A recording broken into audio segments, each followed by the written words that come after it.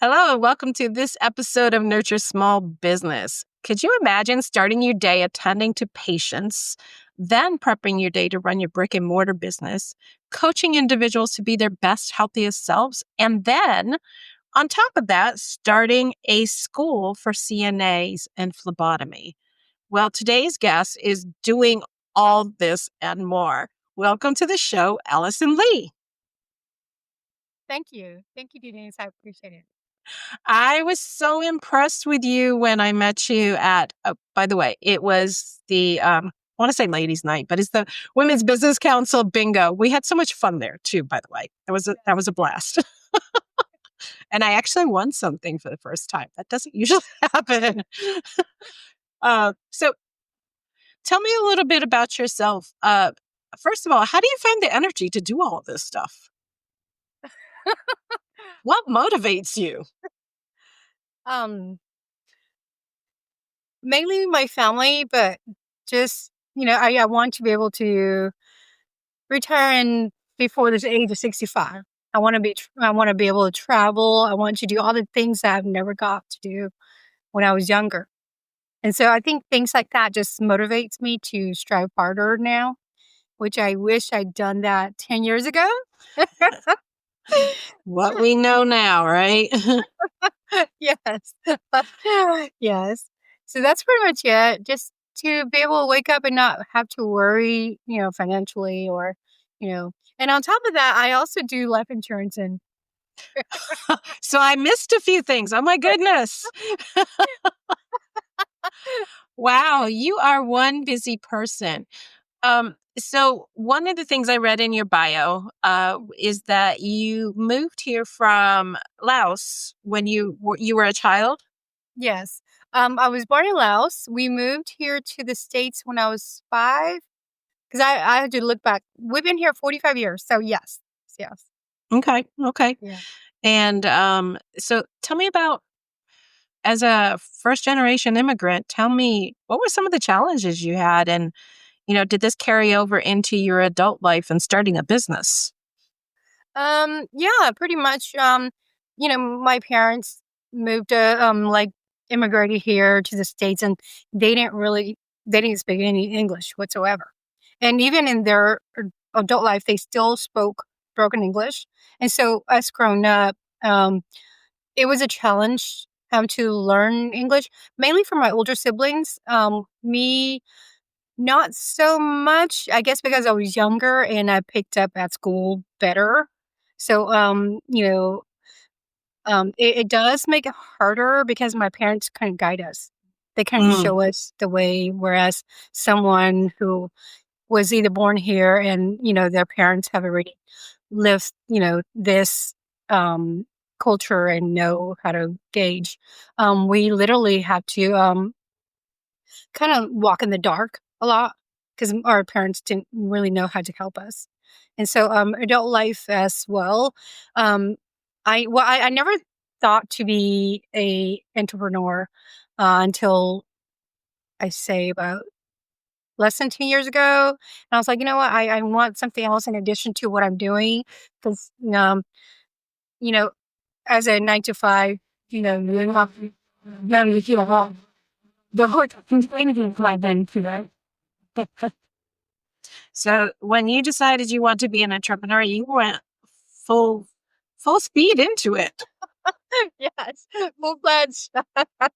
Um, After working, as a hospitalist nurse practitioner, and I'm like, you know what? I worked so hard, and it's not like I just felt like I was a pen technician in pencil. I wasn't. I was helping people, but I wasn't helping people. If that makes sense. And so I'm like, I want to do something that I can have to help with people, and they appreciate you for it. And so that's what they can going into the wellness, the health and wellness dive. Okay. And it fits naturally with, your the bedside nursing career, and then opening up your brick and mortar store, which is called Revitalize Wellness, correct? Yeah. So tell me a little bit about Revitalize Wellness and some of the things that you do there. So my daughter and I are partners. We opened in June 2023. I do the medical part. She does the movie part. I offer like weight loss, men's health, high hydration, a lot of aesthetic, like Botox fillers and things like that. Um, Adding more services as the weekend goes on. And my daughter does the beauty side. Okay. So as a relatively new business owner, tell me about what were some of the challenges? There's a lot of people like, oh, I want to start a business, I want to be my own boss. And, you know, I don't think they realize everything that goes into that. I mean, if you just have like a client, it might not be a change, but it's very different in a brick and mortar location. Yes, yes. Um, there and in anything and entrepreneurship, small business, there's always challenges. Um, there's trying to grow your business, trying to find people coming in, getting yourself out there so that people know that you actually exist. Financially, um, I was sharing with a friend. I said one day I made nothing, and the next day I make $2,000. It's just like up and down, sort of. Even now, still, I know that. Well, I mean, moving here, we were new, so we didn't know people. Whereas, see out the 30+ years, it will be coming in. But moving here, didn't really know anybody, and so To Virginia, correct? yes, Mhm. yes. So I had to get myself out there, hoping to know me, to express me, things like that. Um, those are, some of the main challenges. So getting your business known, the financial, what tell me about and we don't have a lot of people here with brick and mortar locations, so I'm just kind of interested in this piece. What is the criteria you use to choose your location? Um, well, most people would start with market analysis, but med spa nowadays are pretty saturated, pretty competitive out here. So like I think there's like 3, 4 up the road, within, a couple of miles within them. So, I think I mainly wanted just to be in a place that, have high traffic and things like that. And I started out with telehealth, but, telehealth it's a challenge in itself. And so I opened them in brick and mortar because I didn't want people to say, "Oh, she actually does exist. There's actually a place," you know. And I do our hands on, so I have them that as well. Um, but to, to start, it should be like starting out with market analysis to see what people want and what works and things like that. Um, I did some of that, but not to the extent that I should. Yeah, do that. Okay. Is that presenting any challenges now? Um, no, not necessarily, because I mean, people come to me. It doesn't matter, like even though there's multiple others around, people still come to me because once they get to know me and how personable and how um I just love to talk to people. That tends to make people feel welcome, feel at home, feel at ease, and so that in itself, puts a value on people having very treated and things like that. Yeah, absolutely. I mean, that does customer service makes a huge difference as well as just building a rapport and showing people that you care. Yes. All right. So you're getting ready to venture into um, a school. Yeah. What made you decide to do that? Well, I think being the bedside still, I see the challenges. Um, there's not a lot of what we call their patient care coordinator, which is similar to CNA. I think CNA just puts a little bit more training, but we lack a lot of personnel, like CNA nurse assistant, um, and so I'm like, you know what? We're always so shorthanded because we don't have the patient care coordinator, the CNAs to help us, and so maybe we need to be out there more and train more the new generation, train them and show them that nursing is not it's not that bad. It's actually a good field to be in because you make a difference in people's life. You touch them at their lowest moment. And so I just want to, you know, pass what I have, my passion, to the next generation. And so that's kind of what prompted me to. So, how far out is that? So my friend Gigi and I are partnering up, and so we are working on it. Hopefully by September, August or September, we hope to roll it out. Oh, wow, that's moving pretty fast, actually. Yes. I You mean, do not waste any time. I try to write for grants and scholarships too. So like I told Gigi, I said, okay, each week I'm gonna write 5. That's my goal. Let's write 5. And so anyway, So that is grants for the business that you're starting up? to help like the students. Um Ah, okay, yeah. okay. Yeah. So you're looking at ways to also provide financial aid, basically. For them. Yeah. Okay. Okay, that makes perfect sense. Yeah. When do you sleep? I slept yesterday after I pulled 36 hours. 36 hours. I can't even imagine that. That just doesn't fit with me at all. So tell me a little bit more about your background. Have you always been a nurse?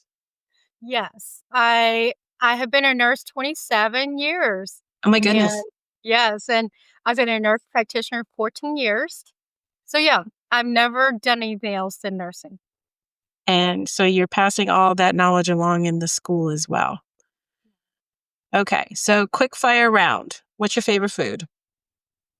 Oh Lord. Um well, I love to cook. I love to eat. I know that. I don't really have a favorite food that I must have. I just love food in general. Yeah, I do too, but I would say pizza, but I am very flexible on the type of pizza. Yeah, that's one thing I don't like. That's funny. I do like to cook too. I would say actually food and cooking for others is what my love language is. So, if I cook for you, I like you a lot. Too. If I buy you a gift or if I cook for you, then I like you. Absolutely. Okay. Pets. I have a dog. Her name is Bella, but she's not a dog. She thinks she's a child. What kind of dog is Bella? Bella is a terrier mix. They say Airedale, but she doesn't look Airedale. But yeah, she's a terrier mix. She has a mess. Okay. Tell me about your family. I believe you have 4 adult children? I do. I do. My oldest is 35. So the joke is always I had him when I was 2 years old. He's 35, and then my second is 34. My daughter who lives with me, she's 25, and my youngest is 20. Okay. All right. Grandchildren yet? No, probably not. I have one. They're blessed. I can tell you that. She is awesome. Okay. So are you moved to Virginia. When did you move here?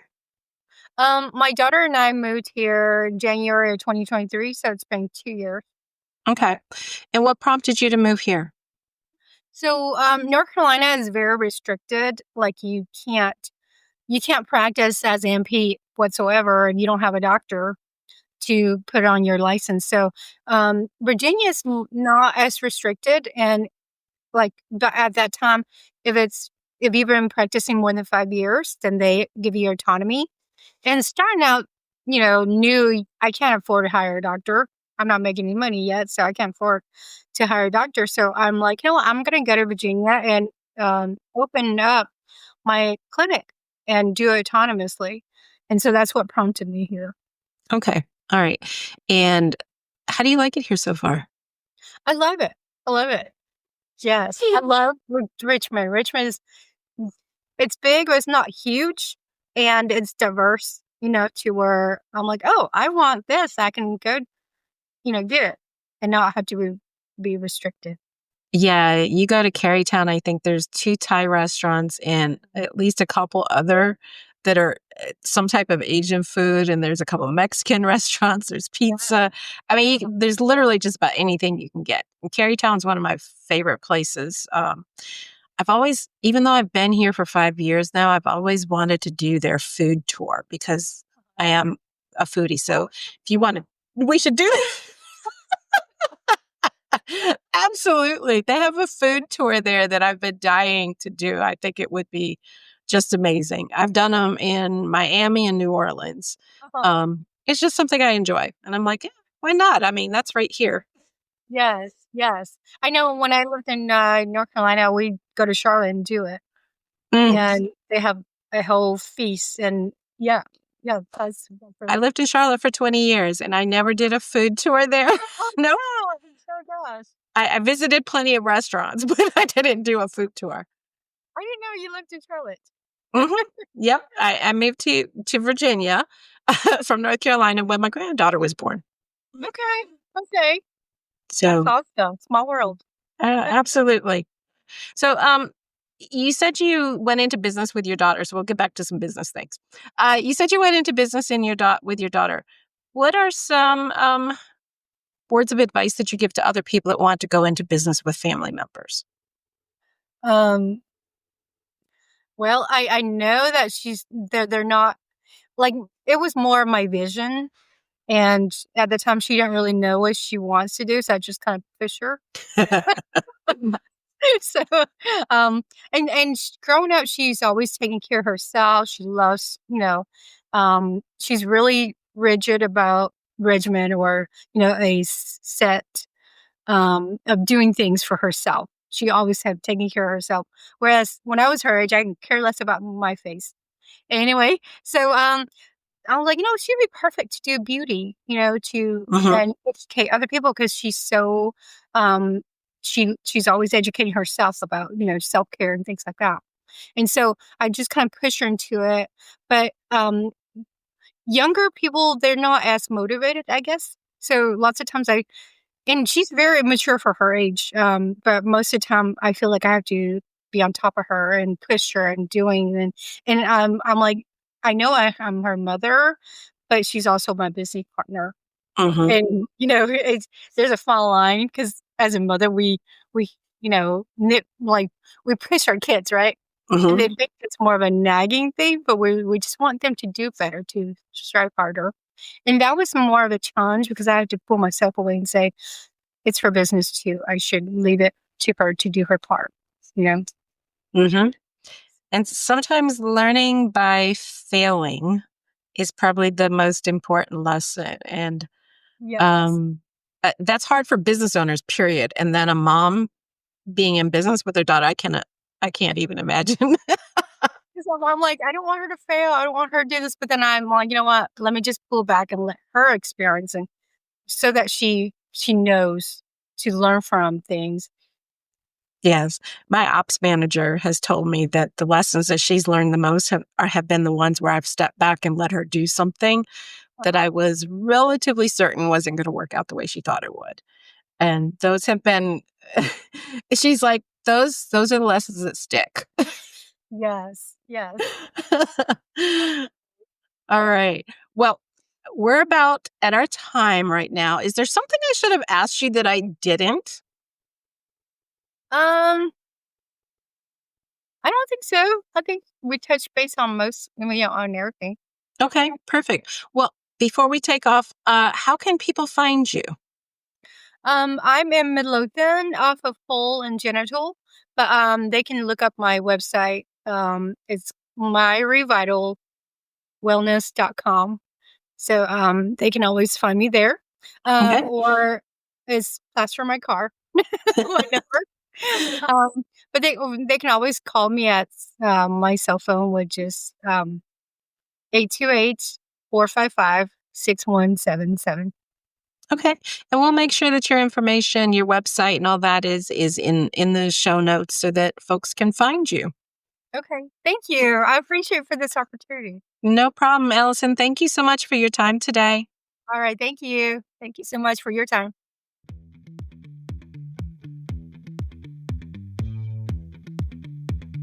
Thank you for joining me for today's podcast, where I focus on women in business and how we can be allies to one another. Please rate us on the podcast app that you listen to the most, and send me any ideas you have for podcast topics or any other feedback. I love to hear from my listeners. You can reach me at Denise@dcavirtual.com.